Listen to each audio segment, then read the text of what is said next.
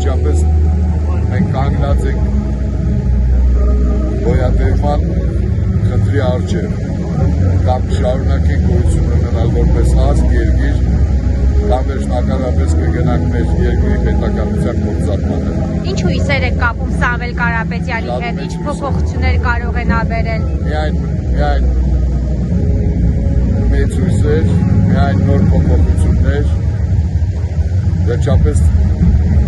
պետք է մեր երկիրը դուրս գա այս մրցավանջից, որի մեջ հայտնվել եք վերջին մի քանի տարի։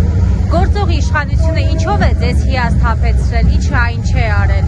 Ես ձեզ խնդրում եմ ինձ իրաց մասին հարցեր մի տվեք։ Ավելի լավ կլինի, որ ես իրաց մասին ոչինչ չասեմ։ Այսօր իրաց կրճին, իրաց արածին։ Հայաստանը անվտանգ երկիր եք համարում։ Իհարկե ոչ։ Ինչ սպառնալիքներ եք տեսնում Հայաստանի համար, ինչ մարտահրավերներ կան։ Մեծ սպառնալիքներ եմ տեսնում։ Թրքացման սպառնալիքն եմ տեսնում,